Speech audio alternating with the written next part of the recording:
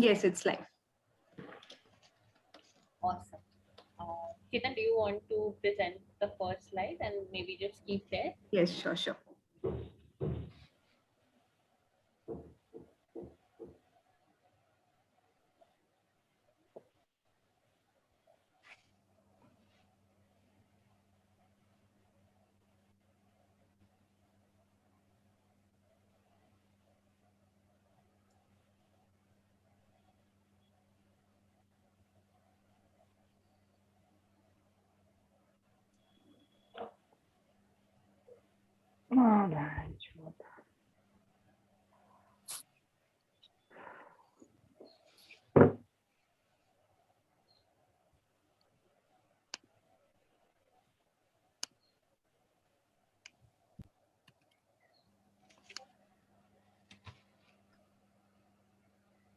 Mansi, can you see my slide?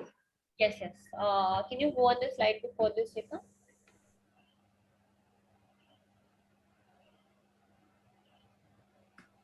Yes. So we'll get started. We'll, as in when the team members join, I think we'll just bring them up to speed as to where we are and what we're doing. So firstly, I think I would like to say a big hello and a warm welcome to everybody to the first Prerna Circle of Project Sampurna. I think this has been a long time coming and we've been planning this for quite some time now, but I think the stars aligned and we are here now. So Chita, if you could move on to the next slide. So basically, the idea behind Prerna Circle was that we're a big team with a lot of members, and everybody has come from different organizations, different backgrounds, has different experiences. So we really wanted to create a space where everyone can come together and really like learn from each other. So really a space, a safe space for learning, a safe space for exchange of ideas, a safe space for exchange of all the knowledge that we've sort of acquired and taken away from all the experiences that we've had in life, and really like come together and share that with everybody. So that's why the name Prerna Circles. Prerna, if literally translated in from Hindi to English, means inspiration.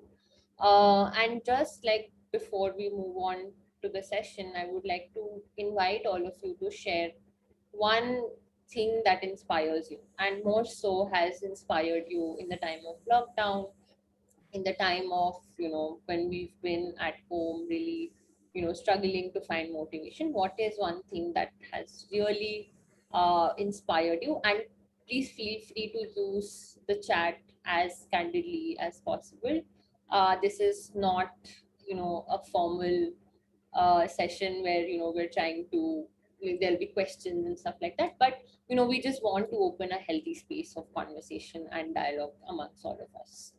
So that's where we are, and I think would love to hear from all of you. What is that one thing that gives you inspiration or you have derived inspiration from? And you can use the chat in that to to sort of share that. Cheta, we can move on to the next slide. So the objective of bringing together the Prerna circles is really to support critical reflection among the group. We are a lot of people with a lot of learnings and experiences, and like a lot to do within the program as well. So we want to have this program, like have this space where we can step back, look at what we're doing, and reflect on how do we like go forward from here, or how do we what can we do differently. And I think this would be the dialogue, the questions, the answers, the discussions would really enable that space for everybody in the group. So that's what we're looking to do. So that's one objective. Chitna, the next. Yeah, and the second objective is to ensure that there's external and internal learning exchange. As I already mentioned a couple of times, that this is a large group, lot of learnings, etc., etc. But we also want to bring in an outside perspective, an outside partner each time to help us, support, like to actually support the critical reflection that we're trying to do, and also to have that learning exchange and to understand what's actually happening outside of, you know, the projects on Prerna. The third and the last part is knowledge synthesis, where what we're trying to gather is there are a lot of learnings, and how do we bring it all together? How do we ensure that there's a place to share it, a place to consolidate it, and to really like impart that knowledge and wisdom among the group? So I think that's the three key objectives of Prerna Circle, and not to bore you all with many more of these objectives. I think I will move on to introducing our guest speakers and the team today. So we have today with us Slam Out Loud.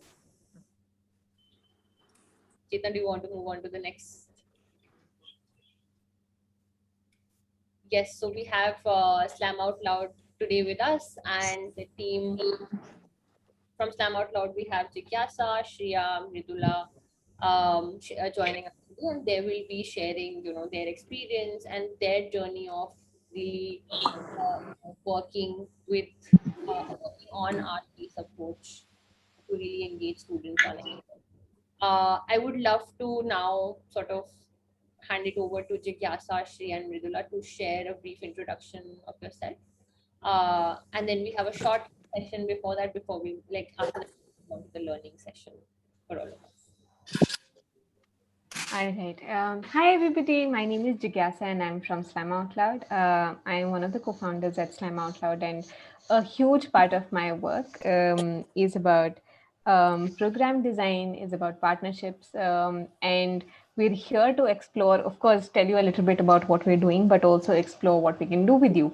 However, I think why I do what I do, which is the most important part, is because I believe that children, no matter where they come from, should get opportunities to find their voice, find spaces for safe expression, and develop skills that might help them thrive in life.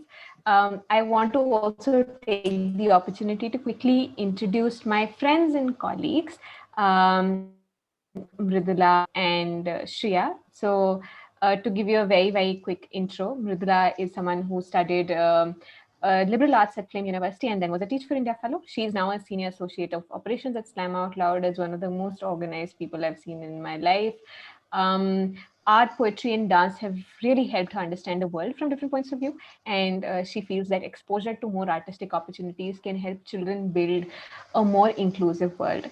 The second soulmate we have from Slam Out Loud today is Shriya, who's very recently joined us as a curriculum associate. Shriya is a psychologist and has also been a Teach for India fellow, so she brings in both the experiences of understanding minds and teaching children, understanding pedagogy. She has also been using artistic approaches in her pedagogical pursuits and is now working full time at Slam Out Loud to bring more spaces for expression for children. Before we begin, a couple of things that we'd like to say is, one, we'd love to see all of you on video.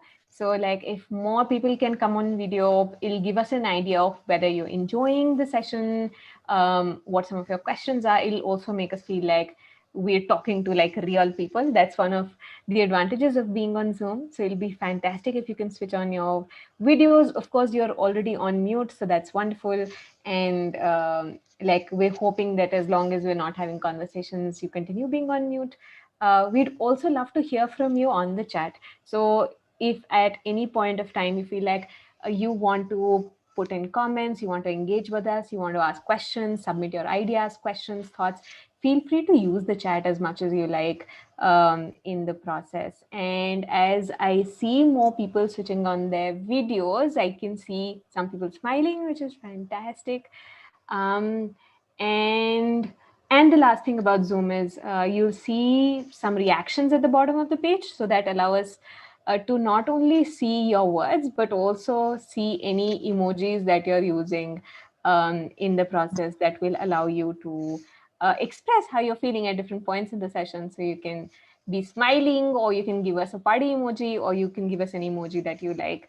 So I hope you can feel free to use the chat reactions. I will now hand it over to the absolutely amazing Shriya, who's going to take us through a check-in exercise and start us off on learning more about Slam Out Loud, but in a very Slam Out Loud way.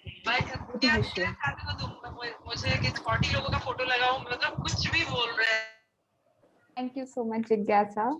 And as Jigyasa said, we'll take you through a check-in session, which is the Slam Out Loud way of doing things. So let us begin. We will start with taking deep breaths in and out slowly so that we become aware of our surroundings. So take deep breath in and out. As you do that, I want you to look around you and bring your attention to 5 things that you can see. Pick something that you don't normally notice, like maybe a shadow or a small crack in the concrete.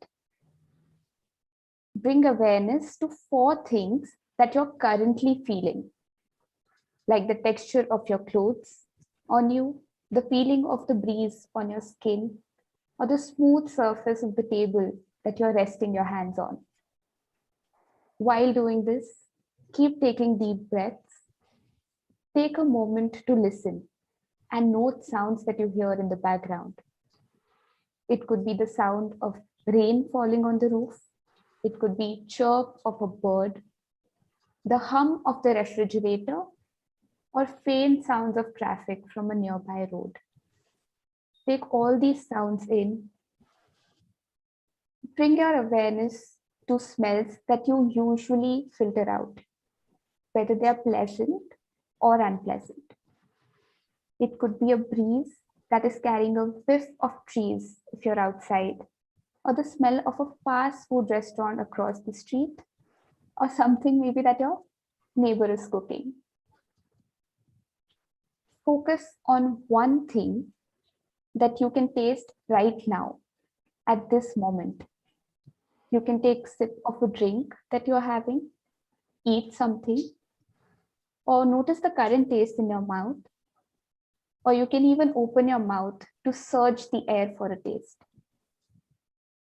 While you're doing this, take deep breaths in and out. Bring your awareness to the surroundings. Now that we are centered and are aware of what we see, feel, hear, smell, and taste, we are in the moment and ready to engage in this session. You could take a moment and share in the chat how you currently feel, because I would love to hear whether this exercise helped you be calm and become aware of your surroundings. So you can take some time and share on the chat how did this exercise make you feel.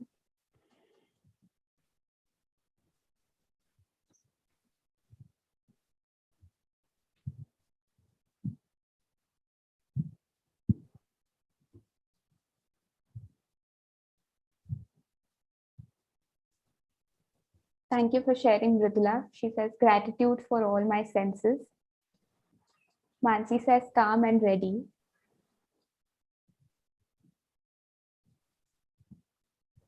Kritika says that this is how she exactly begins session in the group.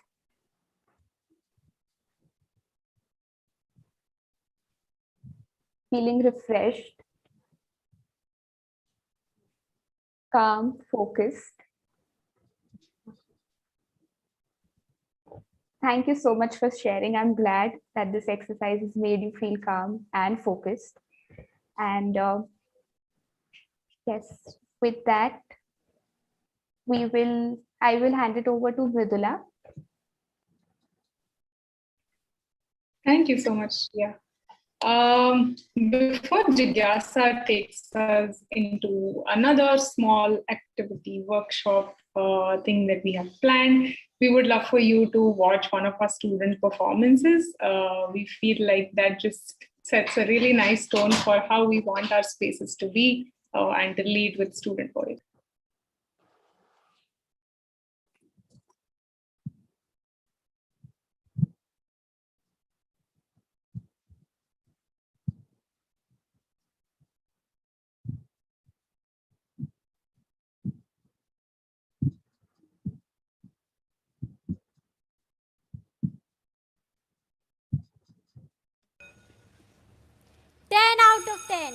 Excellent!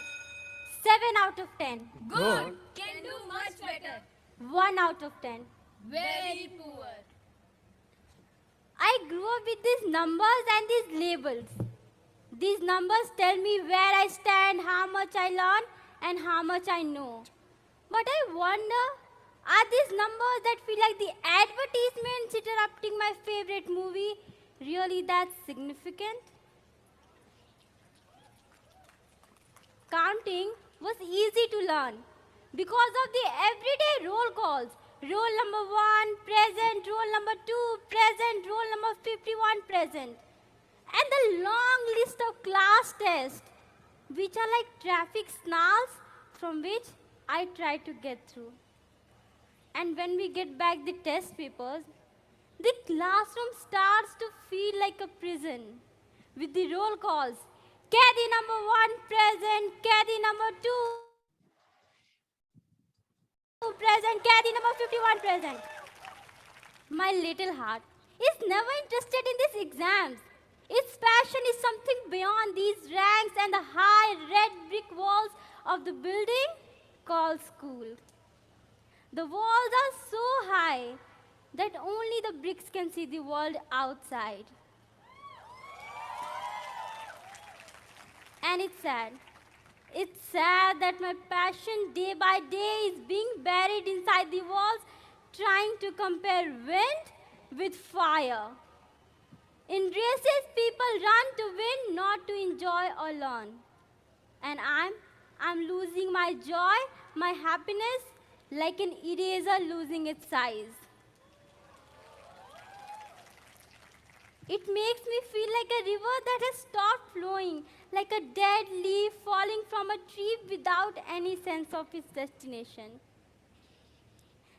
Capturing things, moments, in my camera, in my eyes, and writing stories, writing poetry, communicating to strangers, finding directions, and riding my cycle are not the things that I learned in that building called school, but they define my idea of school.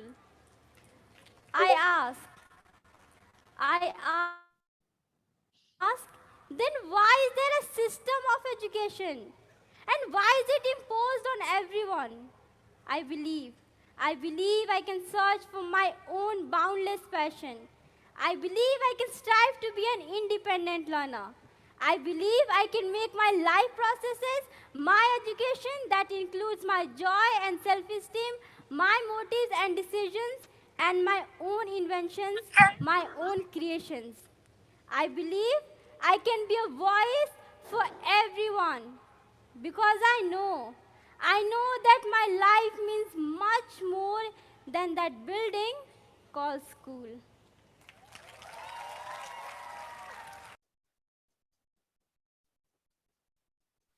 Thank you.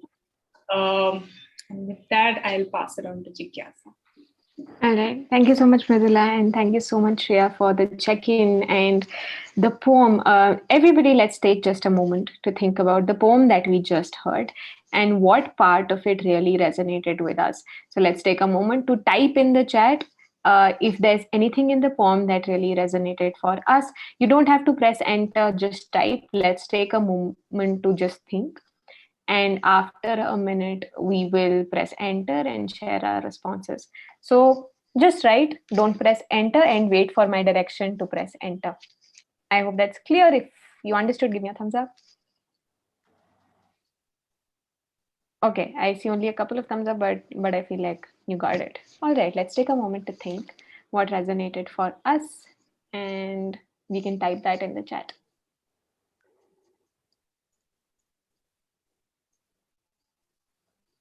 Do not press enter.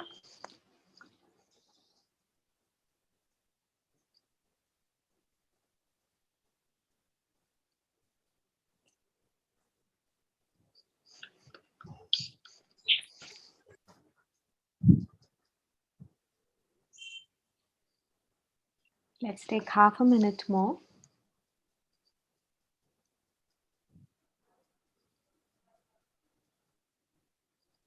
Hold on to your thoughts. And let's press enter in 10, 9, 8, 7, 6, 5, 3, 2, and when 1, press enter. All right, and let's take another minute to go through people's responses.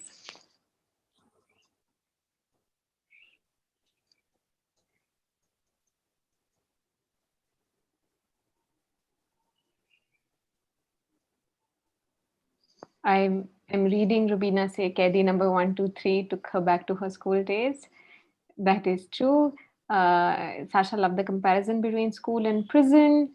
A building they call school. Swapnil, great observation. Questions, eye-opening pain, truth in voice. Mansi says the numbers feel like labels and names. Mridula, that's also my favorite line in the poem. Only the bricks get to see the world outside. Number game, every child is special. Kedi number was very hitting. Thank you so much for sharing, everybody. Our work at Slam Out Loud, again, is about creating such spaces where children can speak their truth to power using the different art forms like storytelling, theater, spoken word poetry, and visual arts. And we will get to that, but we'll only get to that once you've also experienced a little bit more of what we really do in classrooms. So what we're going to do is we're all going to write a small poem together. And we're going to do that by choosing an emotion that we want to write about. So what I'd love to hear, anyone can just unmute themselves and share what is one emotion that you're feeling right now.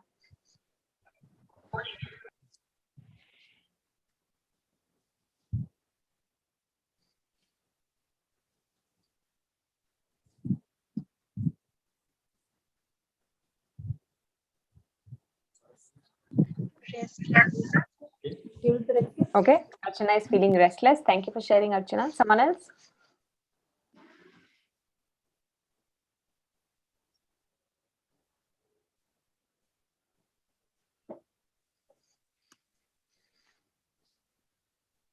Feeling, like, I don't know if that's an emotion, but I'm like ready for whatever is going to be thrown my way.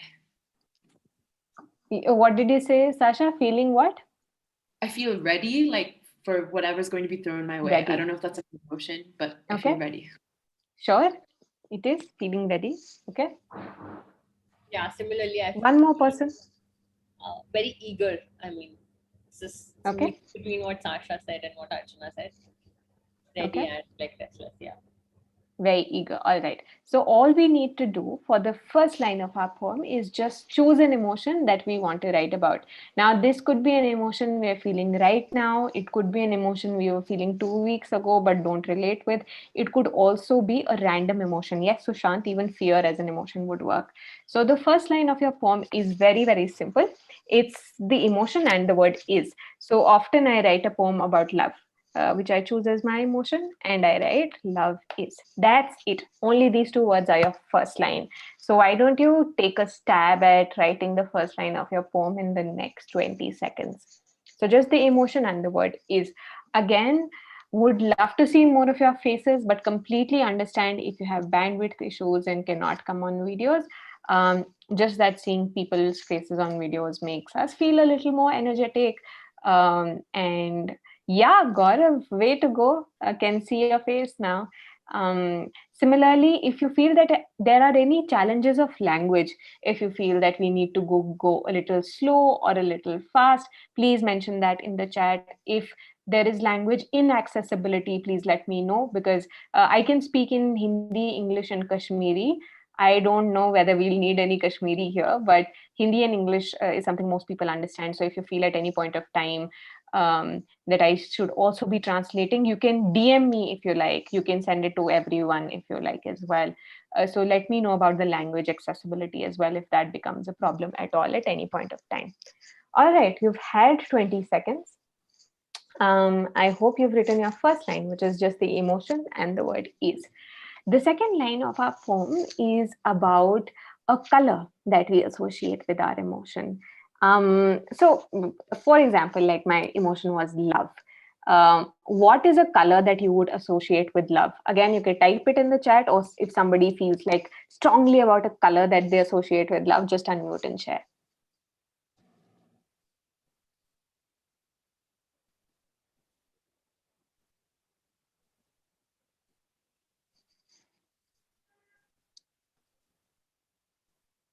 What is a color that makes you feel like, this color is perfect? Okay, Sampurna says multicolor. That's very interesting. Multicolor is also different for different people.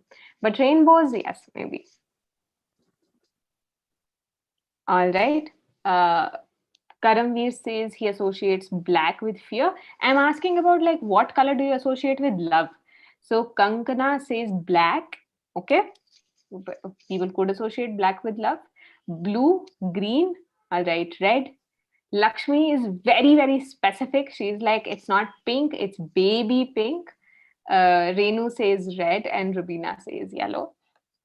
Often I am not as specific, so I choose pink and for love. And now I start thinking of an object which is really pink. So if you were thinking of an object which really like was put your mind in the whole like pink, pink, pink sort of situation, what would that object be? Again, you can share in the chat, or if you feel strongly about any object, just unmute and share. Okay, Renu says carrot is very, very pink. Chetna says a teddy bear is really pink. Yeah. Vivek says lips are really pink. Only lips of like people who are good at like nutrition and stuff, I think. A flower can be really pink. Rose can be really pink. A blue sky can't really be pink, but I think Devangi was sharing it for your emotion. Oh, Lakshmi says, my baby, when I saw her first in the labor room, I am just like pausing to observe that. Yeah, a baby is really pink. Cotton candy is also really pink. Mansi also says babies are pink. Vivek says a rose is really pink.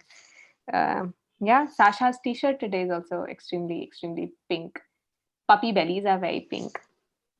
Yeah, Sasha. So apart from puppy bellies, I also think that puppies' tongues are really, really pink. Archana, you're also very pink. Yeah, you're like shining through the screen, bursting with your pink. So my second line is very simple. So first line is love is, and then I say as pink as a little puppy's tongue. And that sort of becomes my second line. Similarly, you have to think of a color that really brings your emotion alive or reminds you of your emotion, and then an object that really represents that color. So strawberry ice cream is also pink, excellent, but I dislike strawberry ice cream so much, so I never use it in my poems. So your emotion is as color as, and then your object, right? You get the drift of what you're supposed to do.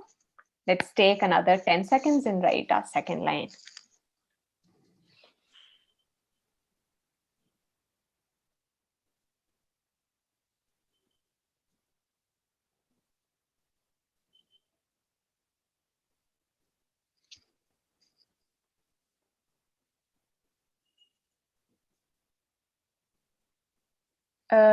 So there's no question really. So you're supposed to write in your second line as color as the object. So you're writing a poem. Your first line is emotion is.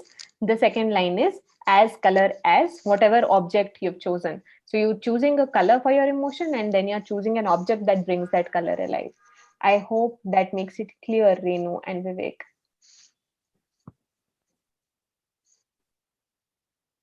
Okay, let's take 5 more seconds and close that line.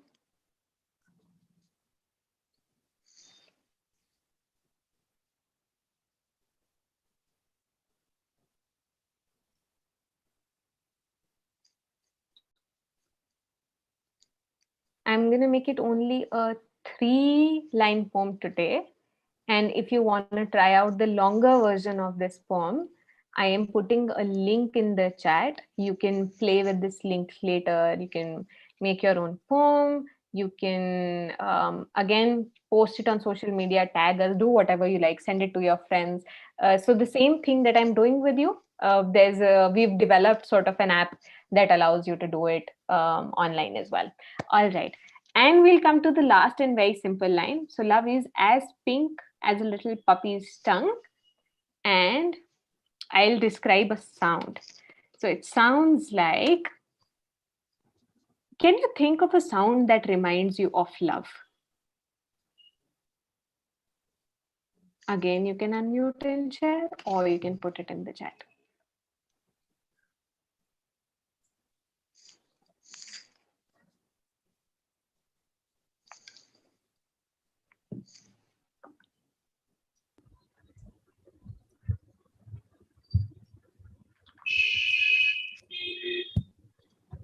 Okay, maybe the sound of horns.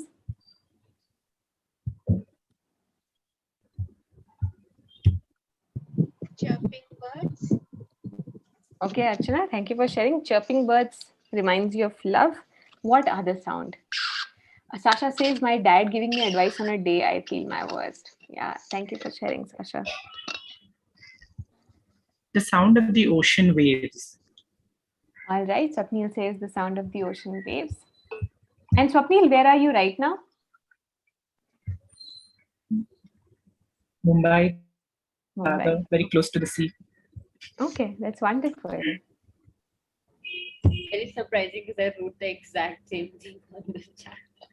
Just Yeah. as Swapnil was saying it. Yeah. Mansi, and where are you right now? I'm in Delhi, desperate Ocean waves. Yes.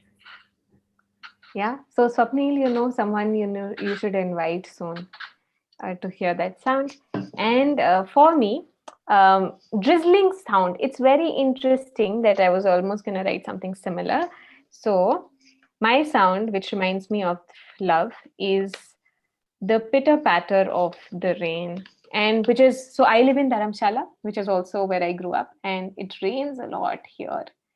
And for me, the sound is now a sound of love or nostalgia. So my poem is, love is as pink as a little puppy's tongue. It sounds like the pitter patter of the rain. Now your turn. So now you have to think of a sound that reminds you of your emotion. You will start your line with it sounds like, and then you put the sound. Why don't you make an attempt and close your poem?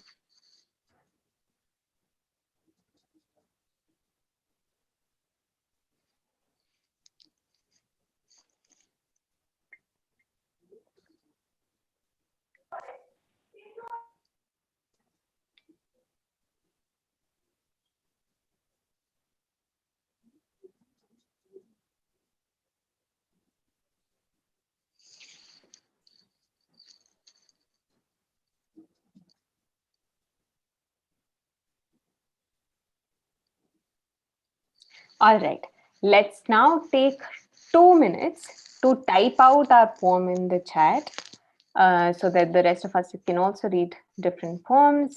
Lakshmi, that sound is so beautiful if it reminds you of love. The sound of your mother's banging bangles. Again, type your poem in the chat. Don't press enter, wait for pressing enter. Let's just take 2 minutes to sit with our poems, what we've written. If you want to read through it again, change any words, do that. But let's just take 2 minutes to be before we share. Type in the chat, don't press enter. Sometimes what happens is that, we press enter by mistake. So we can also type somewhere else and then copy paste it in the chat. Let's take 2 minutes to just settle.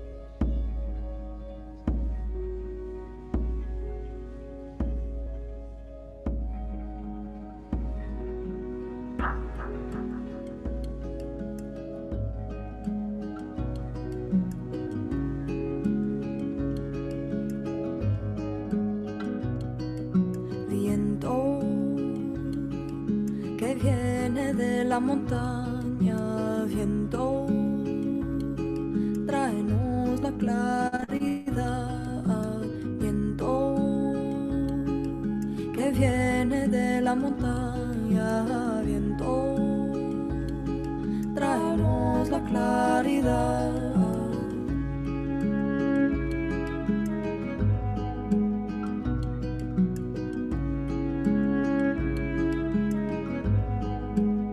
Take 10 more seconds. Viento que viene del mar, viento, tráenos la libertad, viento que viene del mar. All right. 4, 3, 2, 1, and press enter.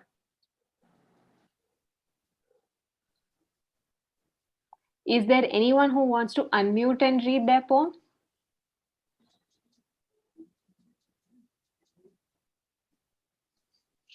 All right. So if not, let's take another 2 minutes to just read through the poems that have come in the chat.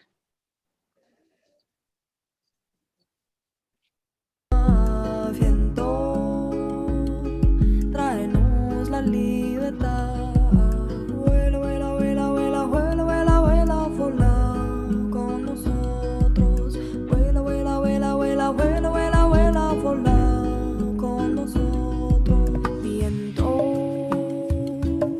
que viene del desierto, viento, tráenos el silencio, viento que viene del desierto, viento, tráenos el silencio. Vuela, vuela, vuela, vuela, vuela, vuela, vuela, vuela con nosotros. Vuela, vuela, vuela, vuela, vuela, vuela, vuela, vuela con nosotros. Viento que viene de la selva, viento. I see so many of you smiling as you're reading the poem. Traemos la memoria, viento que viene de la selva, viento, tráenos All la right. Let's take 10 more memoria. seconds and finish Vuela, reading. vuela, vuela, vuela, vuela, vuela, vuela con nosotros. Vuela, vuela, vuela, vuela, vuela, vuela, vuela, vuela con nosotros. All right. Last thing we'll do is share how we're feeling now. As we wrote some poetry today, only 3 lines, but it's still a poem. And we read some other people's poems. So if you had to describe in one word or one phrase how you're feeling right now, how would that be? Again, feel free to either unmute and share or feel free to share in the chat. I think I've been hearing my voice for too long now. So I would love for other people to just unmute and share how you're feeling. But if that's not possible at all, just feel free to share in the chat.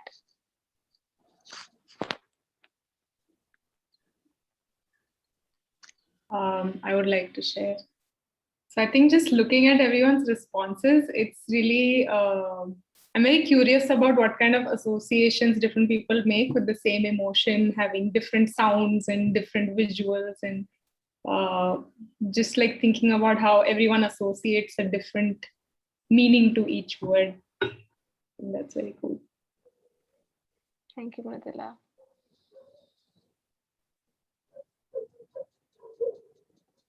Can I hear someone's voice that I have not heard before?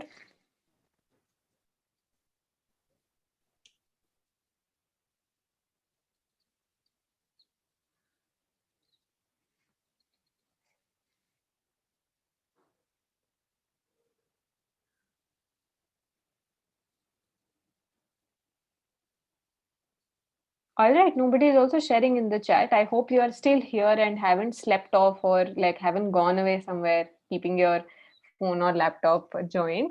So I hope the rest of you are still here. Let's tell you a little bit about Slam Out Loud's work, even though we are not sure that you're here anymore, but we will do that. Mridula, can you share? Thanks, Mansi. You're feeling at ease. Chetna is feeling wonderful.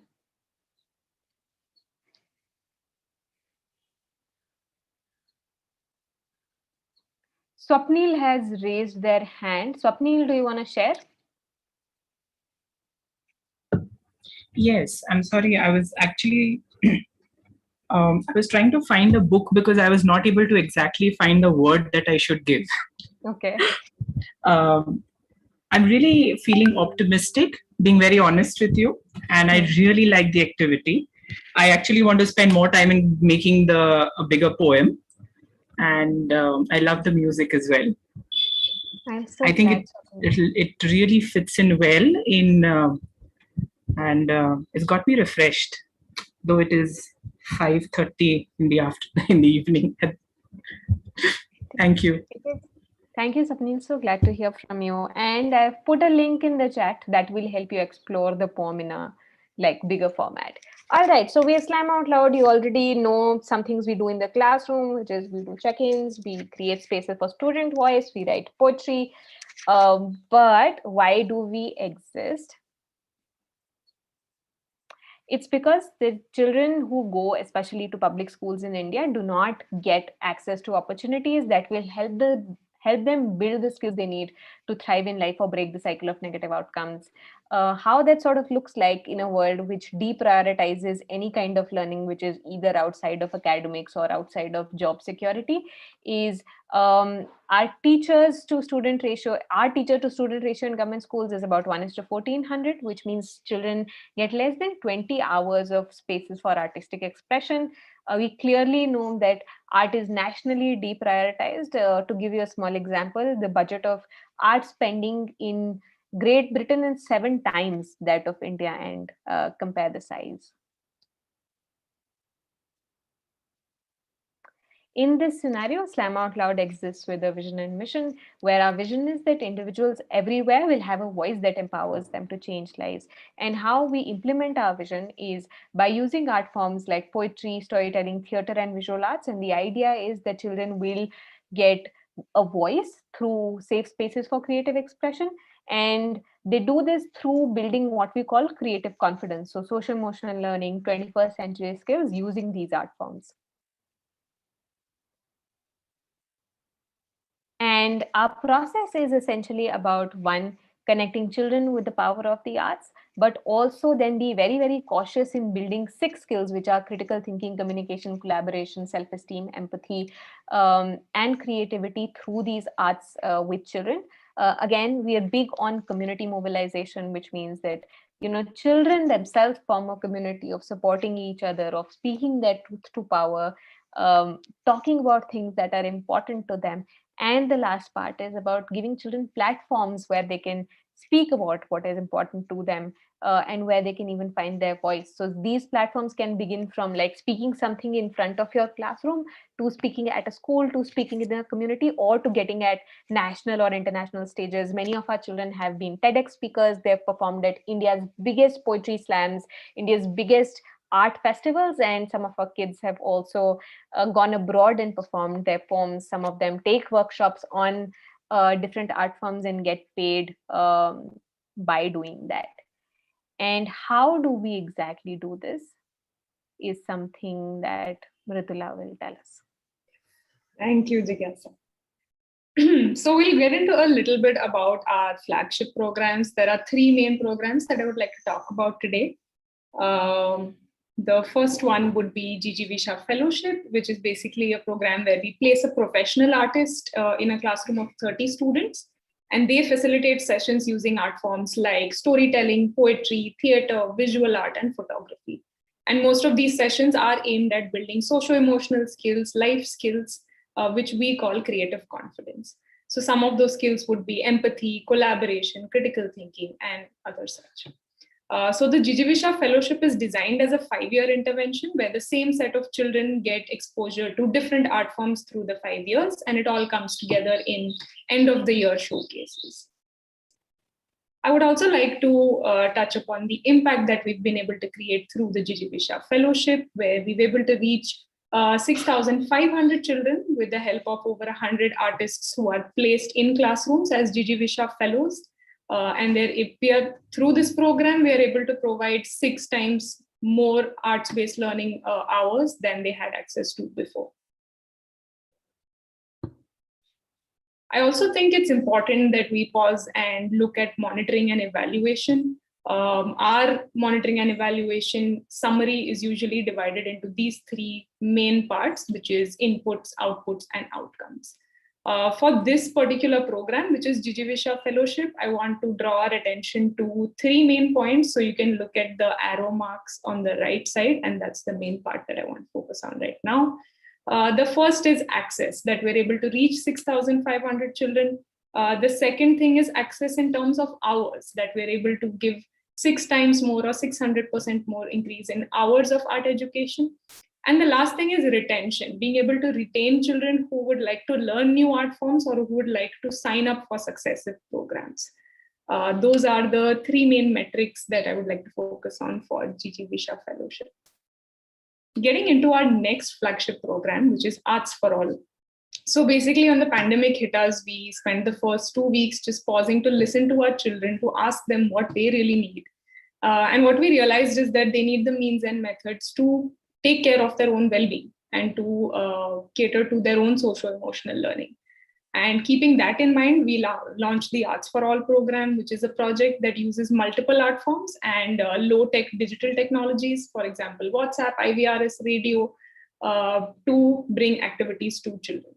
So these activities go out to them twice a week. Each activity is again broken down into certain parts like centering, creation, reflection, and sharing. We also created certain opportunities for children to engage socially using these activities. So for example, one of our activities is called story teaming or building together, where they take cues from family members, from people around them at home to build a story together. And that also gives them an opportunity to interact with people around them and to create something collaboratively.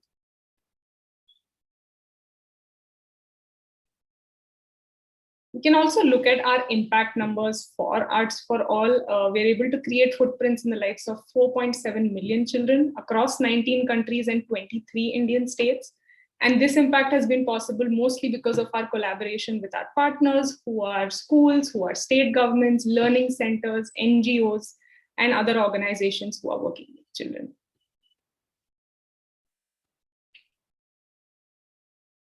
Again, if we look at our monitoring and evaluation metrics for Arts for All, I would again like to draw our attention to access and retention. So in terms of access, we're able to reach 4.7 million children, again, mostly because of our partners who collaborate with us to make sure that our curriculum is reaching these children.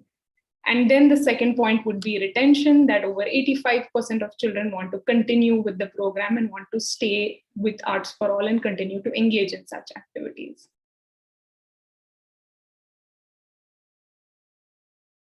Coming to our last flagship program that I want to talk about today is Voice for All. So in Voice for All, we use poetry, theater, and storytelling. And using these two, basically through digital platforms and through facilitators, we get this content across to children and ensure that it is interactive, it is free of cost, and it's available in multiple languages and adaptable to their own context. All of this as well culminates in an end of the program Art Melas, which is similar to a showcase, but these are more for poetry, theater, and storytelling. So our pilot Voice for All theater course was done in partnership with Pratham, which was implemented in over 900 villages across UP, Rajasthan, and Maharashtra, through which we were able to reach 50,000 children. Can again pause for a second and look at the impact numbers. The number of children we're able to reach is 50 to 55,000 across 950 Indian villages in 4 Indian states.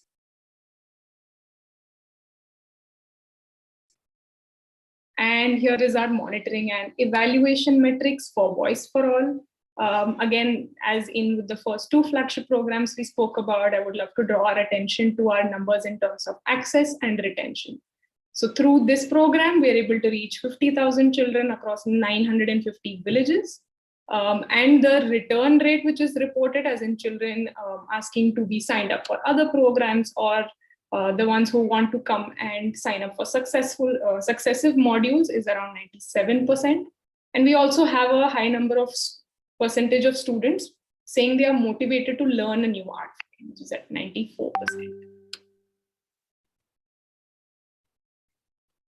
So when we talk about our monitoring and evaluation, there are certain factors or certain steps that we follow when it comes to monitoring. So all our learning content is tested across 3 layers. The first layer is where we have our content creators and experts who review the material before it is shared with a sample of around 300 children through WhatsApp groups to test if they are engaging the way we think they will engage. The next, which is the second form of the second layer of testing that happens, is that we do oral diagnostics to see if the rate of engagement and response is as we hope for it to be. And this happens through text, through WhatsApp.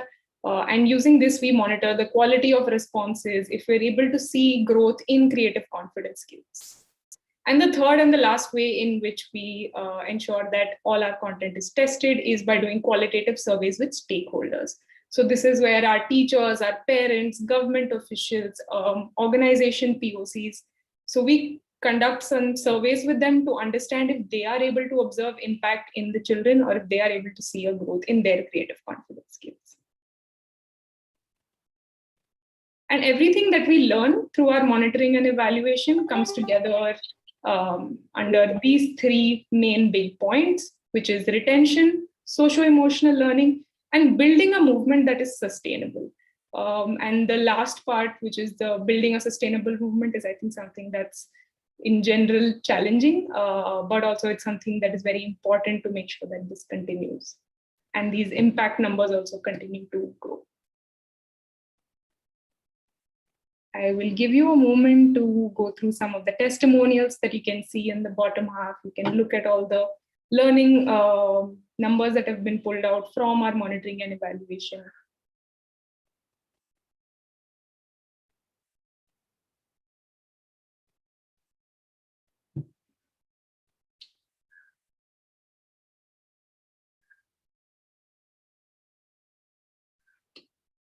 And with that, I will pass this on to Shreya to take us through the next segment. Thank you, Mridula. So at SOL, we strongly believe in the practice of collaboration and its power in creating an impact. We believe that our learnings and experiences in art-based curriculum allow us to integrate our program with other existing programs. So with respect to curriculum development, Slam Out Loud has been moving in the direction of integrating curriculum with aspects of social justice and equity to ensure holistic development of students. And this has allowed us to partner with organizations like Girl Rising and World's Largest Lesson, about which I'll be sharing in some time. In addition to curriculum development, teacher training is also a part of the work we do. We have realized that often organizations have interest in bringing art-based learning into the classrooms, but they don't have the capacity to do so. So we can supply materials in terms of audios, videos to classrooms, as well as train teachers to bring artistic learning into their classrooms. For us, scaling means partnership. And over the last year, we have partnered with around 600 organizations, which include various state governments, private organizations, as well as individuals, to help more children have access to art-based learning. We, as Mridula was sharing, we've done this through low-tech platforms like WhatsApp, IVRS, and through programs specially created in collaboration with organizations like our partnership with the UP government and our partnerships with UNICEF and CBSE to teach COVID-appropriate behaviors to students. These are the opportunities that we look for in collaborating with organizations as well as individuals. Jigyasa, would you want to add something? I think you covered most of it, Shreya. I think the only thing I want to add is for like the different organizations present here, our model has always been about adjusting or creating our programs or our curriculum to fit into the goals of a lot of other organizations that are working in education, who might have the expertise of like reaching out to the communities or pedagogy, but do not have a very strong art in education component. And we're really looking towards partnering with such partners who might want us to bring in the art education component. So whether we can do it through sharing our curriculum. All our curriculum is anyway open source, so you can go to our YouTube access our website and you'll get all our resources that are open source. We can train teachers to bring art into their programs, or we can also, like Ajijivisha Fellowship is a program which we execute with schools or with learning bodies, and we can do that as well. So just that. Thanks, Shreya. Thank you, Jigyasa. And as Jigyasa mentioned about partnerships, one such partnership we had was for gender sensitization through arts with Girl Rising, which is a global campaign for girls' education and empowerment. The campaign actually started as a documentary of girls narrating their stories of hardships in attaining a quality education. And we collaborated with them to develop an arts-based curriculum that questions gender discrimination, advocates for gender equality, and inspire students to stand up for the rights of girls to get quality education. So for this curriculum, we built audio capsules of girls sharing their narratives, followed by art-based activities, which included storytelling, poetry, and visual arts to empower students to take action against gender inequality. The aim and hope is to give students the voice to be catalysts of change and stand up to the discrimination that is prevalent in the society. Along with gender sensitization, we also partnered with another organization called the World's Largest Lesson to create a climate action curriculum. In our quest to build a curriculum that promotes social justice and equity, we collaborated with World's Largest Lesson. Climate change, as we all know, is an urgent crisis that even organizations like United Nations have warned us against. And this discussion is crucial and urgent for our children to engage in today. So to inform and equip them with valuable resources in dealing with the climate crisis, we partnered with World's Largest Lesson to develop an arts-based curriculum. It is divided into 5 elements, with each resource pack teaching them about the elements through storytelling, poetry, and visual arts. It's a self-paced and self-directed curriculum in which students can engage in meditative exercises, they can complete worksheets at their own pace, look at folk tales, complete guided arts activities, and ultimately reflect on their value of climate education, take action, and realize their right to learn. To make these resources more accessible, we have made them bilingual, and a sign language resource is also added. And they have been made available through various low-tech platforms as well, so that the students don't miss out on accessing and learning from these resources. Our collaborations with stakeholders and a wide reach of resources has been possible due to the immense support that we have received from people across various fields, including poetry, acting, writing, and activism. These people have advocated for our work in the field of building socio-emotional learning through creative arts. Today, we hope that we find many more collaborators who wish to work with us on our mission to give every child a voice of change.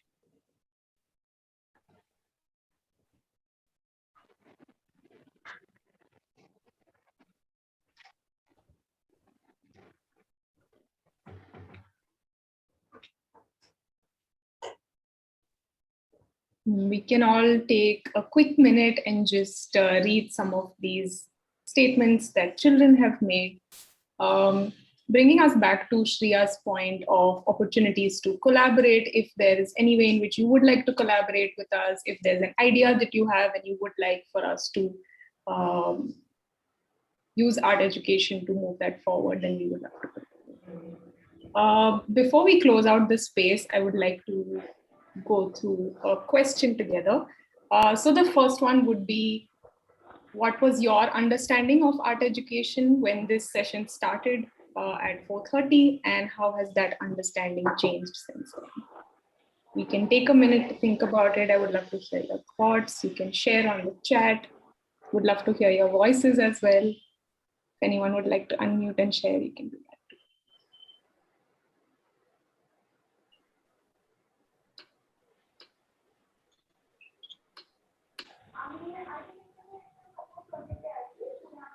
I'll repeat the question again. How has your understanding of art education changed from the start of this session till now?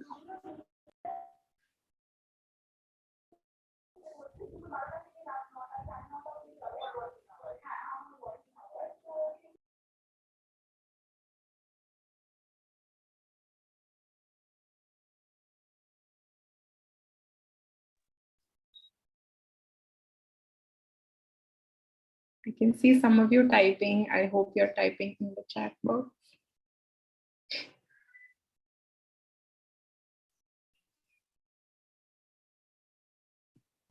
I can say something if that's okay. Go ahead.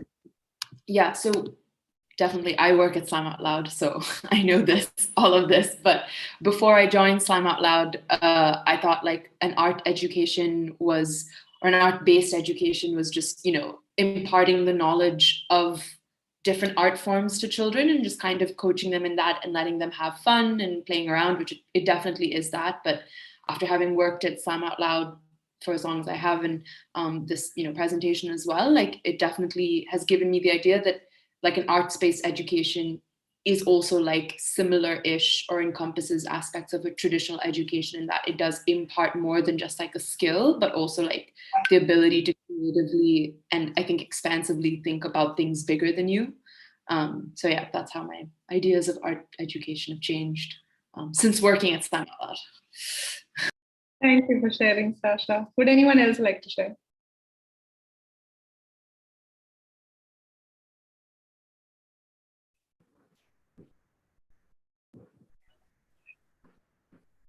Until then, I can share my own experience as well. So I think like when I joined Slam Out Loud, I knew that art could be used for social-emotional learning. I knew that it could be used as a form of expression. And I think I was halfway there to understanding that fully. But the idea of using arts to talk about difficult conversations, social issues that children might not have the vocabulary to express, but they can express it through art. I think that's been something that's new to me that I have learned in the past few months.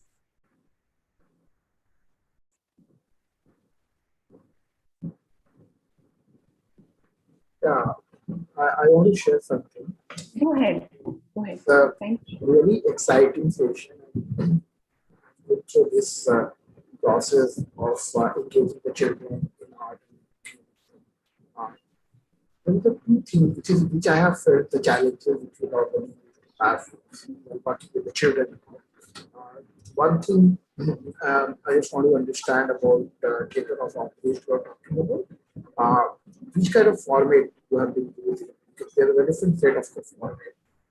Because the ball has given a set of things, but we have experience. My personal experience that we have used it with the children, but the kind of the way this trade-off of the ball magicality have been developed, it's not very successful. The challenge is extremely high because the situation, ecosystem, and other things are not very aligned with that. So that is the one thing which I want to understand because you have experience of it.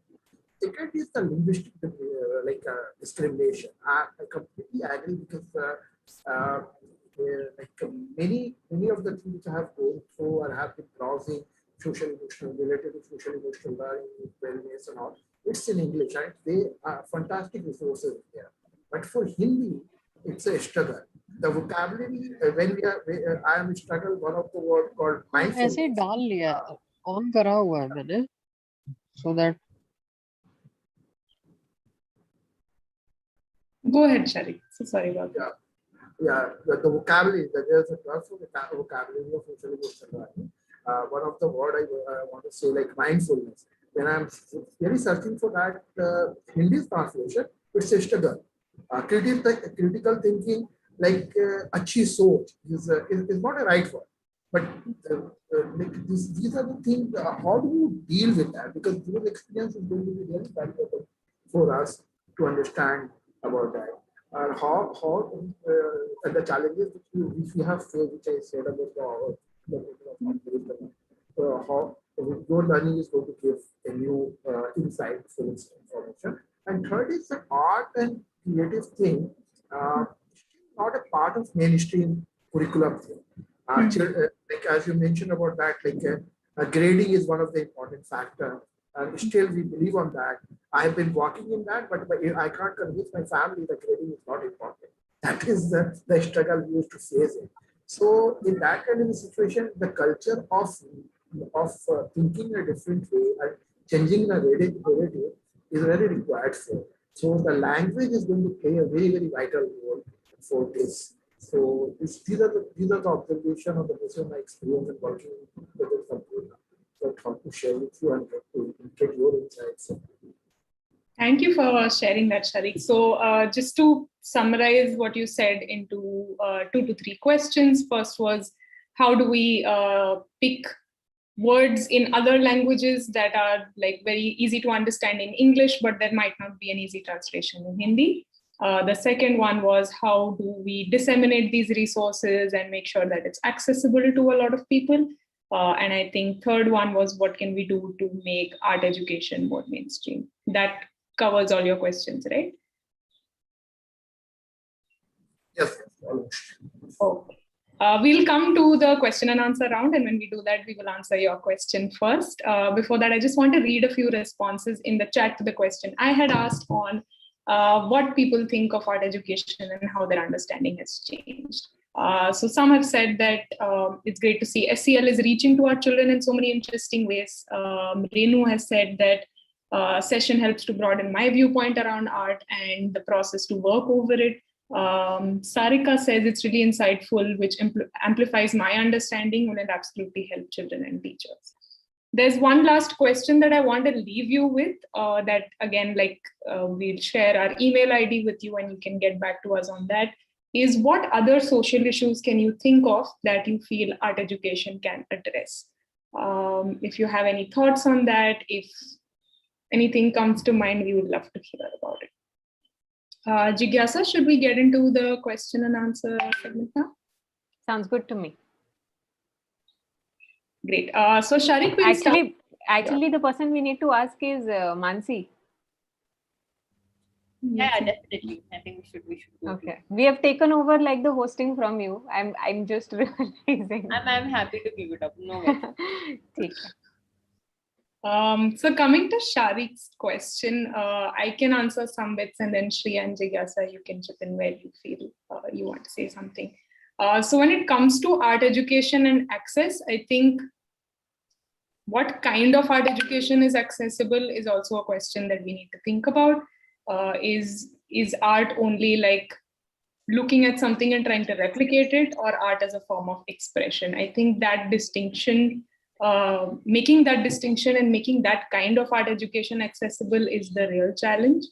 And coming to making our activities accessible in multiple languages, and the skill words that you spoke of specifically, which is how do I say critical thinking in Hindi or how do I say collaboration in Hindi, we don't necessarily use those words in the activity. So the activity itself embodies a particular skill, and then we assess how the child is able to portray that skill through artwork that they're generating at the end of the activity. So again, these words are for us to understand how we want to design curriculum to make those skills come through, and doesn't necessarily mean that the child has to know the meaning of those words. Shriya, do you want to add anything to this? Yeah, I was going to say the same thing, that the words we use is for our understanding, but like those values need to show up in action. And it's basically what that art means to the child. The child can have a very different word for what that art has taught the child. And that is important, what they feel, what they think, and what they value. So words can be limiting, but if they come in action, then I think it will be helpful.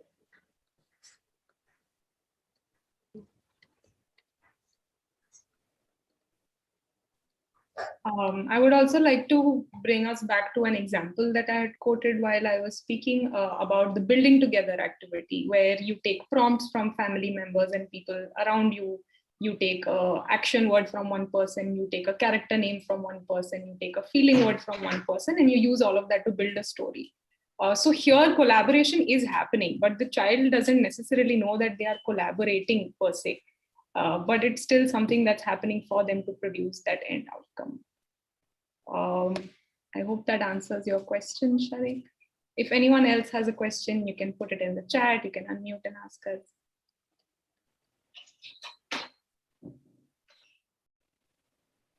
Jigyasa, anything you would like to add? I'm good.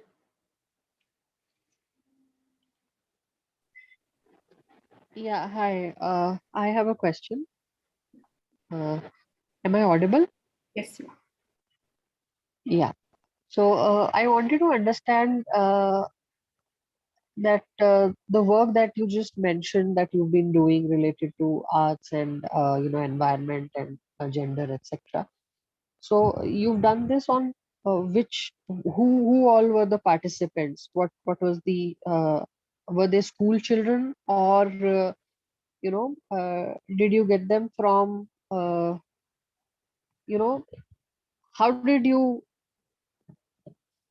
find out that these are the children whom we are going to deliver this content? Was it some school that came to you and they asked, or is it some group which came to you and asked for this kind of workshop for these children? And uh, which class? I mean, I don't want to say class, but I actually wanted to understand whether you have been working with low socioeconomic group children or no. This is the exact question that the second question is that. Yeah, so these are the two questions, please. Thank you. Thank you so much for your question. So I'll answer the second question first because it's just easier to answer. 95% of the children that we work with are from lower socioeconomic backgrounds. Our work is about bringing art and artistic opportunities to children who come from disadvantaged communities. So often, like, even high income schools, because we create high quality resources, often high income schools also take our resources and use them. But all our energy, effort, purpose is directed towards children who come from lower socioeconomic backgrounds. Now, coming to these two programs, so Girl Rising was our partner, knowledge partners, and of course, funding partners as well in creating a curriculum that allows children to understand gender using the arts. The curriculum is presently in English and Hindi, and we were reaching out to students from a lot of NGO schools, a lot of government schools who wanted to be a part of this program. Even in our own fellowship model, like 5 of our fellows were gender fellows whose main work in the classroom was about using art to integrate education on gender through the programs. And again, like I told you, our resources are open source, so they're still on our website. Anyone who wants to use them can use them. Our present work with the UP government also involves like one gender based exercise going out almost every week for children to make sense of gender through the art. The age group of children that we work with is from like about 7 to 17.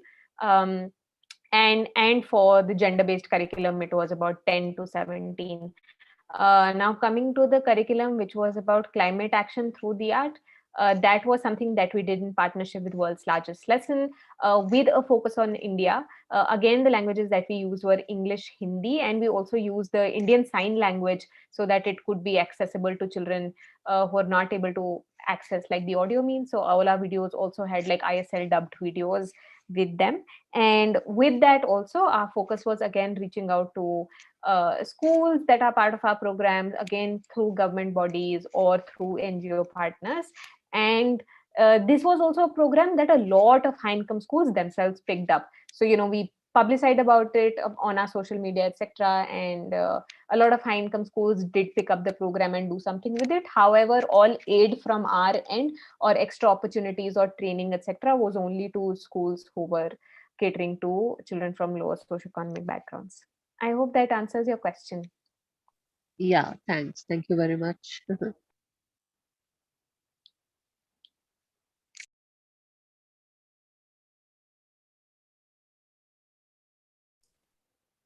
Anyone else has a question?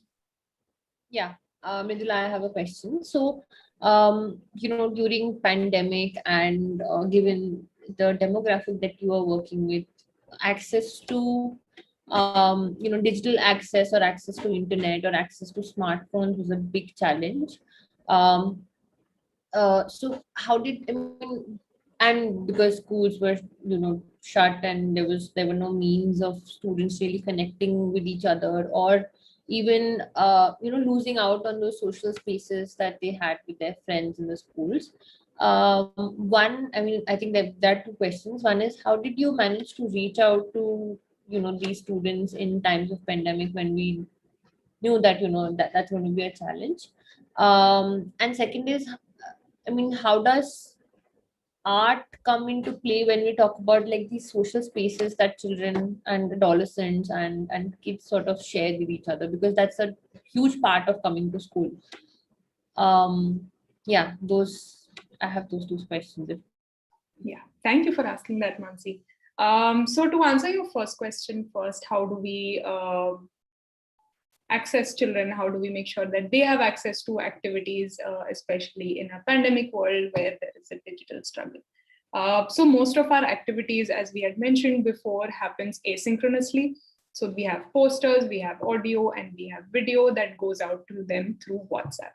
Again, there's no particular time limit that you get the activity today and you need to do it today. They usually get an activity on, let's say, Tuesday, they need to get done by Thursday, and then Thursday they need to submit, and then Friday they get a next activity, and then they can take until next Monday to submit. So we hope that across these 3 days, they find some amount of time to do the activity. Most of our activities take about 30 to 40 minutes to complete and can be done with materials easily available at home, considering that children coming from marginalized communities might not have access to materials that you might require to do more complicated art activities. That would be part one. Part two would be that even figuring out how we can automate so that access can go out to more children. So we've been collaborating with Glyphic, and we've put together a chat bot through which children just say hello to a chat bot, and then an activity comes to them, and then there is a feedback and monitoring cycle that also happens through chat bot, where we get to know if they've liked the activity, if they've understood it, if they enjoyed it or not.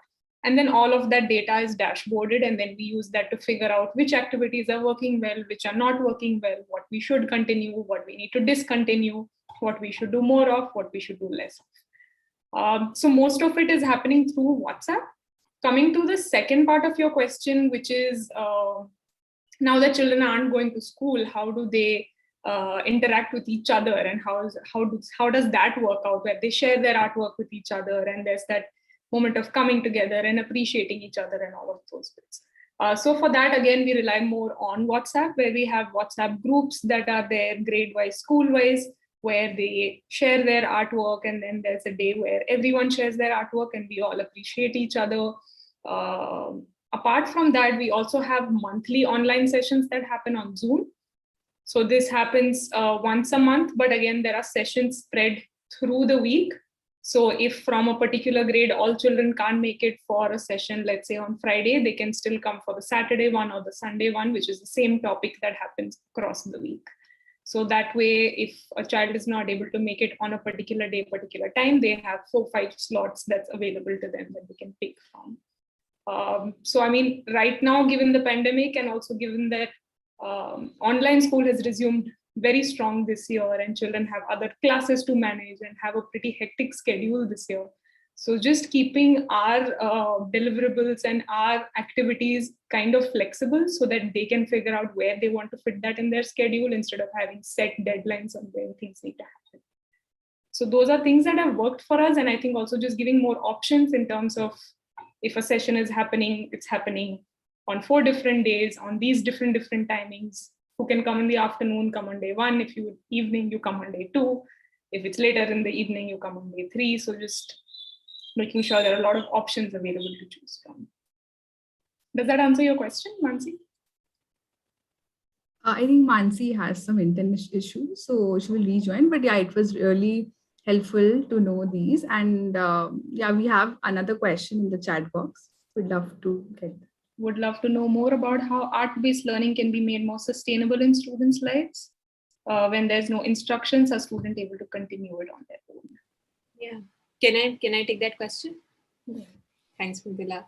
I think at least since 2019, that's an objective that we've also been thinking about. I recently, in fact, just today, I read about this javelin player who learned how to throw javelin on YouTube, won at the Olympics today. And that just filled me with so much hope and inspiration of what is possible for our children. And I think in the same directions, I think one of the things that we're trying to solve for at Slam Out Loud is access to artistic learning. So for example, let's say, Pratishta, you were a child in, let's say, rural Bihar, and even if you had access to internet, If you go online, you would find nothing in Indian languages for you to, let's say, learn theatre. And those are some things that we're trying to build that will allow children to get their own agency in learning. Like just this incident of that javelin player winning at the Olympics fills me with so much hope about the sustainability of how, if our children are able to see a program online which is on theater, there is a possibility that our next really, really amazing actor can come out of there. And if they choose to not be an amazing actor, they can just be an empathetic person because they understand what expressing feelings sort of looks like. So all our resources are right now geared towards being able to enable that. If it's somebody getting an Olympics medal today, maybe tomorrow it's somebody getting an Oscar. Like, who knows? That sounds great. Thanks for taking that. Just adding like one small point to what Jigyasa already said is that audio notes here, I think, have helped us greatly for especially children who find it difficult to read to understand a particular activity. So if there's a voice note and they can hear and understand, that works really well for them. And that way, even though there's no instruction, there is an audio instruction that like guides them through all the steps of each activity, which are available in multiple languages.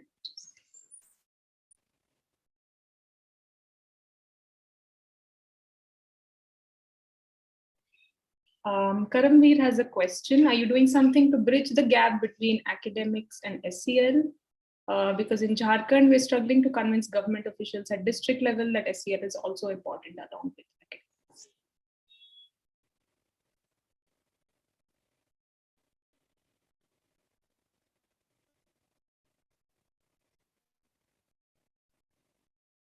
I just answered it on chat, but Mridula or Shreya, you want to add anything, please do. No, I just wanted to say, like, with our arts curriculum as well, it's not like we are just taking art as a subject. It's the means by which we hope to build social-emotional learning skills. So even like the same with academics, building it in your curriculum, in the lessons that we teach could help build those skills in students. If I could add something personally here, that especially in the past few years, I feel like there is more attention that has come to this particular issue, that academics over SEL. We see a lot of children who are board toppers who find it difficult to articulate, who find it difficult to communicate with people, who find it difficult to work with other people. So I think there is some issues coming to light that just academics is not working. And it's not enough. But yeah, long way to go from here. Yeah, go ahead, Chitna. I just wanted to ask that, I've read about Slam Out Loud that they have been sending worksheets to the adolescents and like maths worksheets and art-based worksheets. Now, what strategies like you have been using to reach adolescents like offline? So could you share those? I think I can take your question. So I think the strategy we started with was just understanding where our children are and what their needs are. So we took the time to understand how children were feeling. They said they didn't want to do any academics, unfortunately, but not unsurprisingly. They were missing meeting their friends. They were missing being engaged. And so we started with a program that, any organization or individual parents or students could sign up to receive like one art-based activity every day on WhatsApp.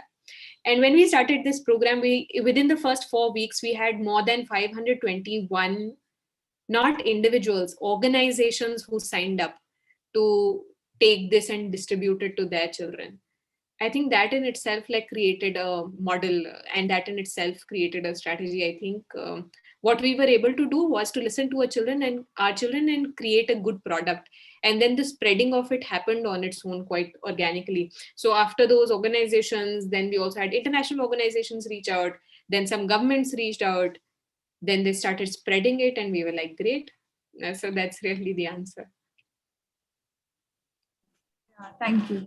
Yeah, it was helpful to know that. And I would also add, like, there's another like small program that we did, which was especially focused on adolescents, about like understanding how artistic expression could help children express polarities, especially in the current times. So then we also did like some other interventions which were about getting children together, let's say on a platform like Zoom, etc. But those were very limited because we couldn't do them at scale because they were about children who had such access to tech.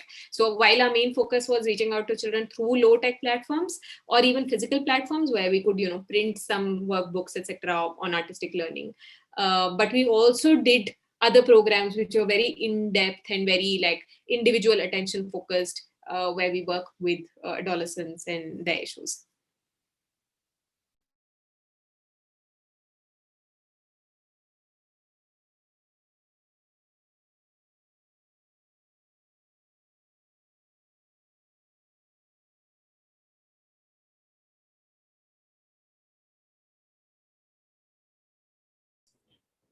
And I think just a follow-up question to I think what Chetna was asking, and I think what a little bit of Karamveer was also asking.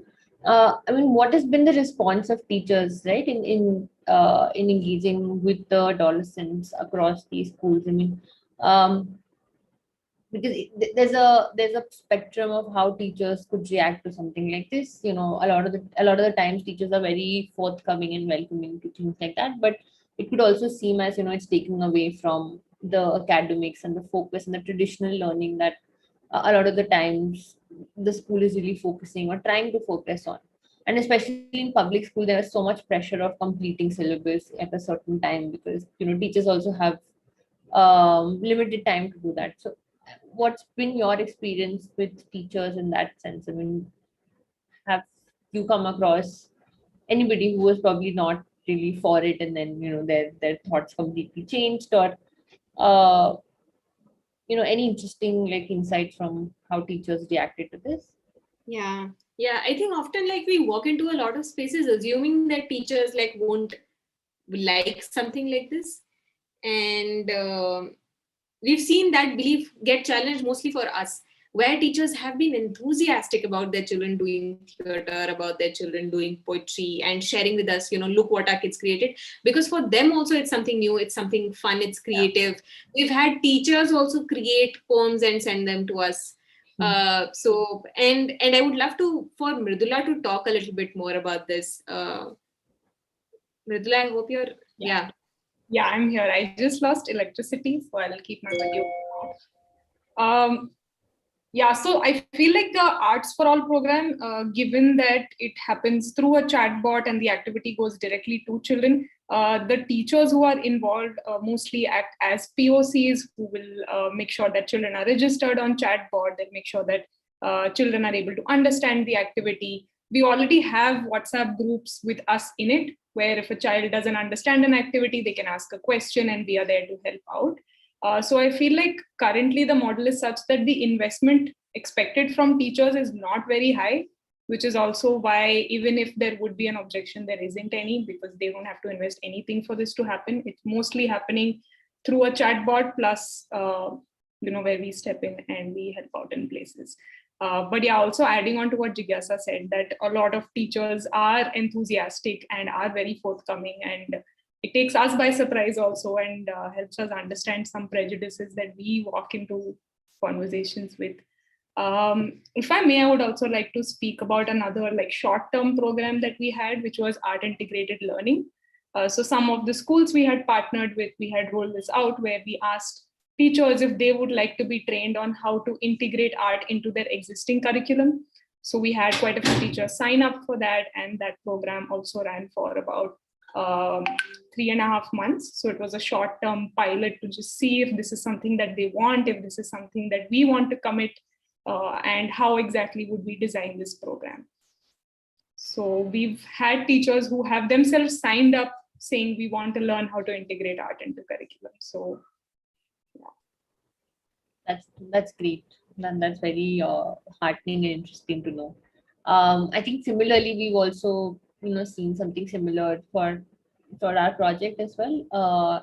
Teachers are really excited and very happy to be part of even the sessions that we are doing with adolescents.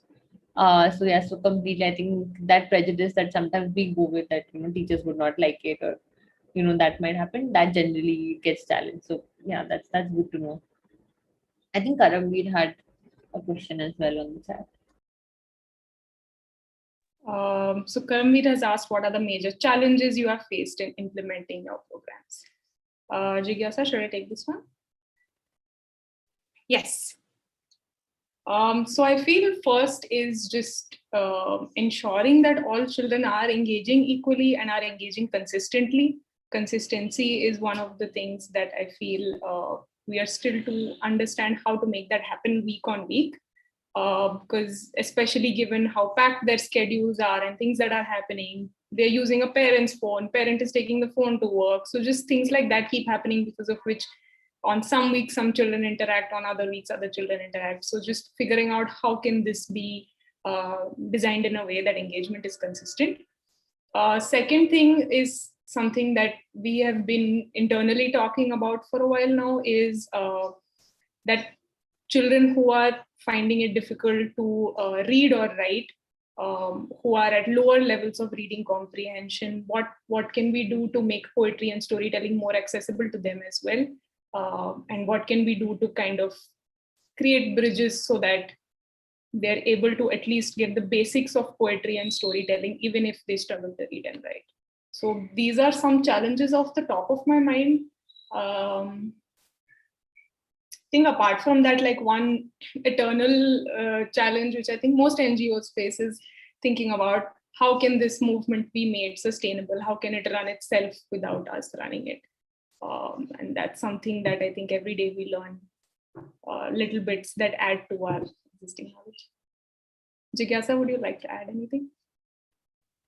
I think the only thing I would want to add is how, like, for our work, it's not just enough to like solve the problem. It's also important to say that the problem really exists, and that social emotional learning, artistic opportunities, like all children should have access to that.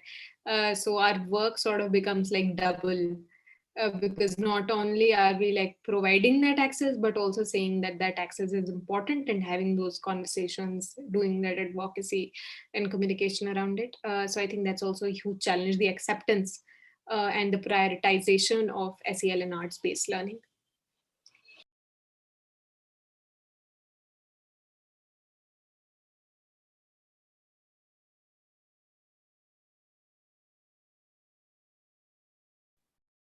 Just adding to that, I think also getting parents on board. So children who have already interacted with any particular program or more than one program, parents have said that they have seen a difference in the child. They have seen that certain skills have developed. They've seen how the child has been positively impacted by it. But when we reach out to a child who has never interacted with our program, then there is also a parent hesitancy that comes in about, do I want my child to do non-academic things? So I feel that's also a challenge that we often find ourselves thinking about.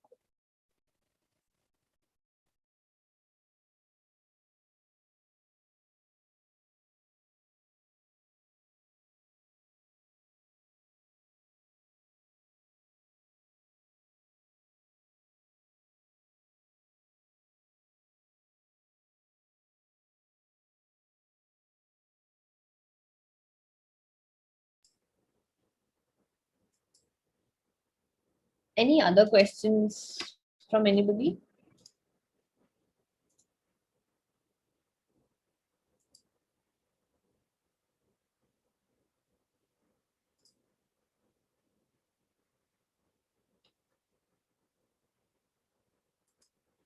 I think there's a question by Sharik.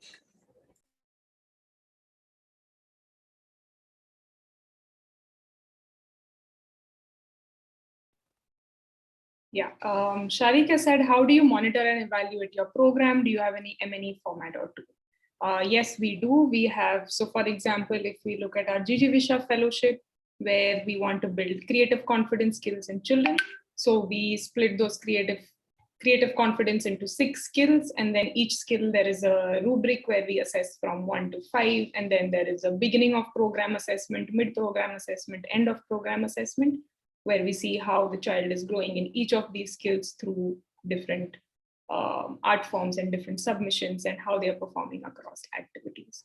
Apart from that, we also have a fellow rubric for the Jijivisha fellows themselves to see how they are growing in their abilities to manage a classroom, to plan an art-based session, to facilitate, and a lot of other things on those lines, and how can we ensure that the fellows who are engaging with us to facilitate art sessions are also growing in the process.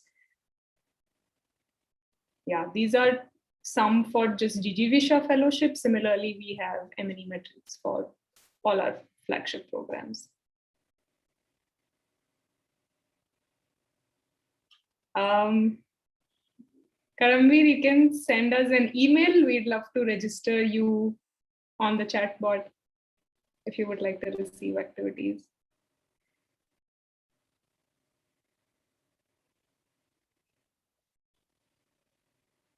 Yeah, agreeing to what Jigyasa said, that we tried to keep the M&E section like as less heavy as possible because we didn't want to overwhelm with data. Yeah. Capacity building process for teachers on SEL.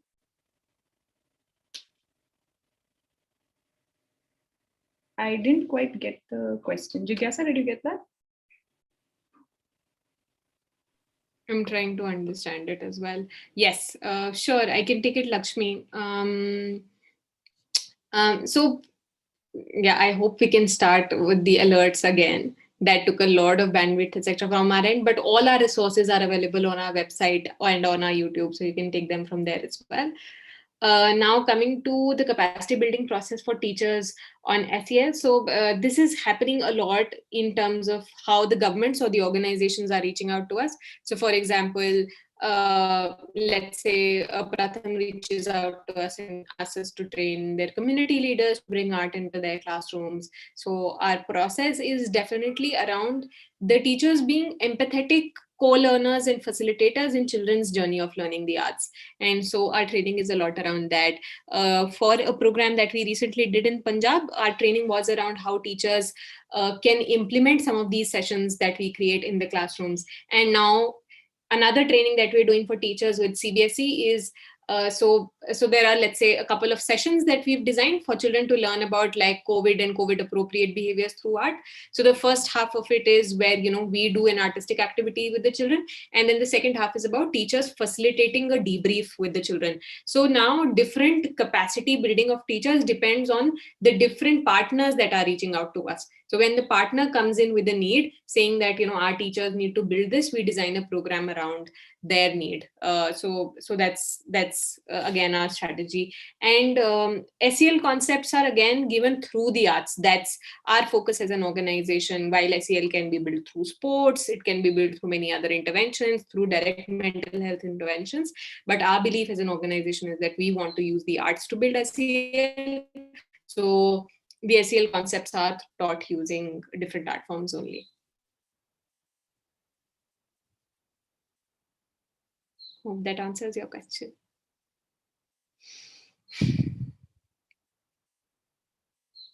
Okay, Lakshmi.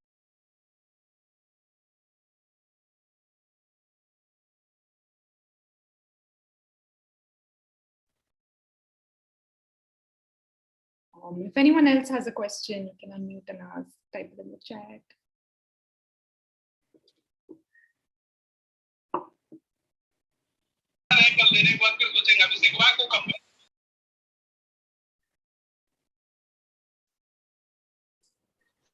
Great. So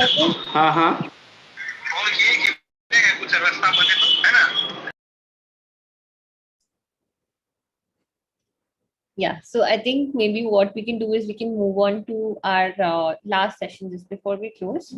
Chetan, do you want to share your screen and the link? So we've just created like a short mentee question where we would love to hear from everybody, from all the participants, what were some of your key learnings from from the session. It doesn't have to be elaborate, just I think one line on what you learned from today's session would be super helpful, and it will be great takeaway for the SOL team as well. So would request everyone to share their thoughts on the Menti link. Chetna, can you present the screen? Yeah.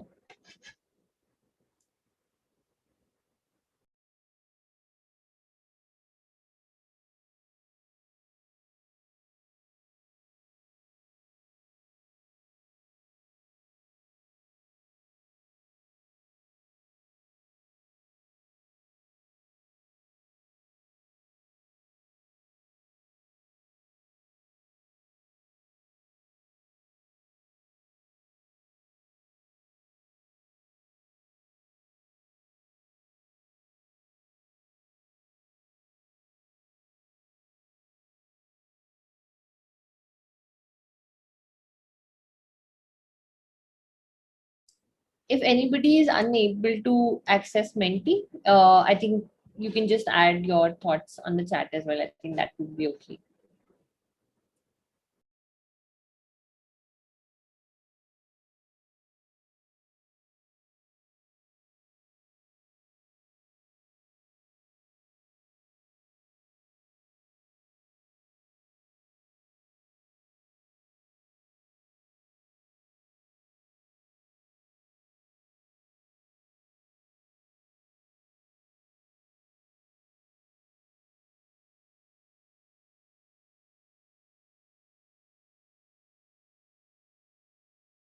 Great, there's a question that's come in for the SEL team. If the team would like to answer that.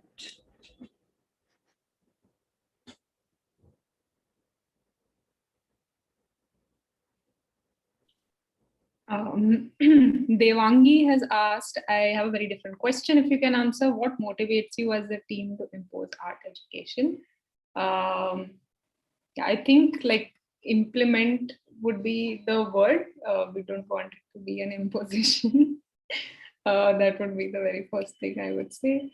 Second thing, I think like each one of us who is in the team, I can speak for myself here.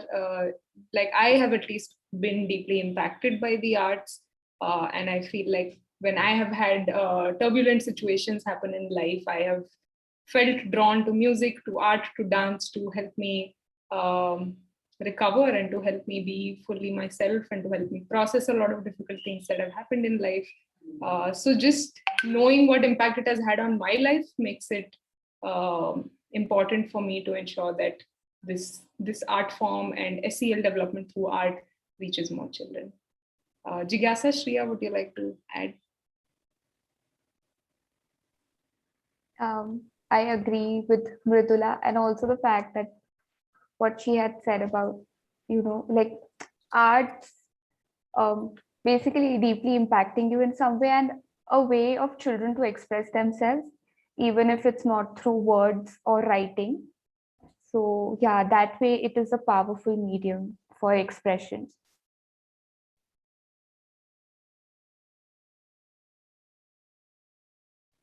I've also dropped our email IDs in the chat. If you feel like you have questions, thoughts, ideas, would like to collaborate, please feel free to reach out to any one of us.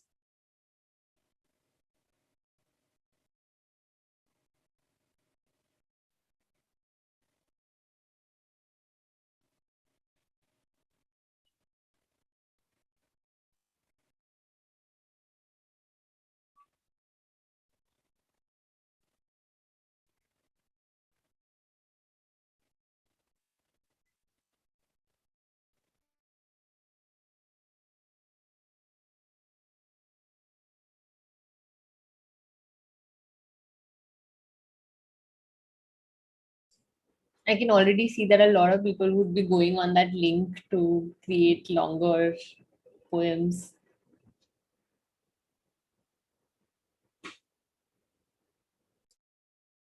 Anybody would like to unmute themselves and share anything that they took away from this session, even if you've written it already in the Menti, but it'd be great to hear some voices and see some faces as well.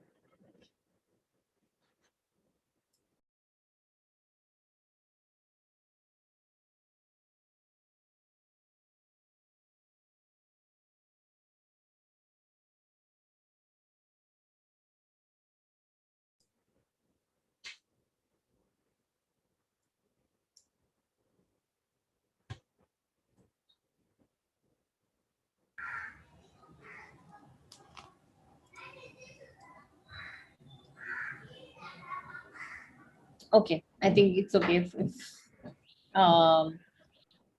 we won't at 6:30 in the evening, we'll probably won't force you to speak, but that's okay.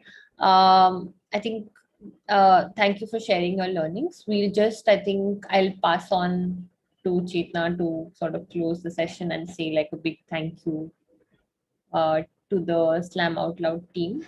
I think this was definitely very, very helpful and just broadened our horizon to understand what art-based learning could actually be and the potential in that. Yeah, over to you, Chetna. Yeah, I same as Mansi, like really hats off the way you conducted the session, whether it be these activity that you conducted, and very calmly and patiently you have answered all the questions uh, that were asked to you. And like really like hats off. And it will be very great if whoever has participated in the session can share their reflections and what did you feel from the session. And very soon we will also share the details for the next session.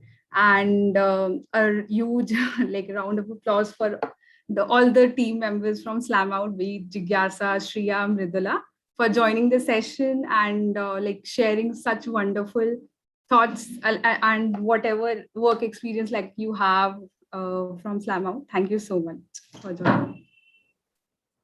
And also to also being so honest about your experience. I think that's one thing that we definitely enjoyed a lot. Yeah, thank you so much for your time, for investing your time in curating this session. We really enjoyed it. We'll definitely be sending you a lot of poems definitely down in the coming week, and a lot of reflections from the session as well.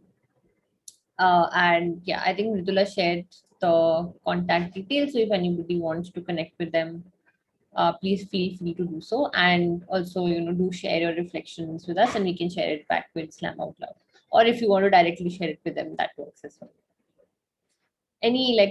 I know you guys have been speaking for last 1 hour, but any parting thoughts or anything that you would like to share just before we close this?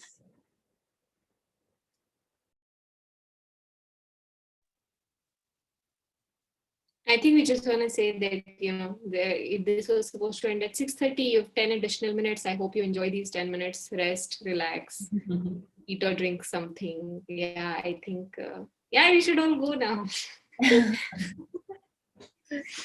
Yes, definitely. All right. Thank you so much. Thank you everybody for your time. And Mridula, Shreya, this was just from my end, but you can share more. I think the questions, some of them really pushed us to think. But I would have also loved to see a lot more questions. I had put an insane amount of pressure on myself that half an hour of Q&A, oh my God, I have to just, be prepared with many responses. So I really hope that you write to us with questions and that you get some time to think about what you would ask and we can move our conversations forward. Yeah. Thank you so much for just being here and participating. As they said, it was 4:30 to 6:30, but you had your responses coming in all the time. Some beautiful poems as well. So thank you so much for that.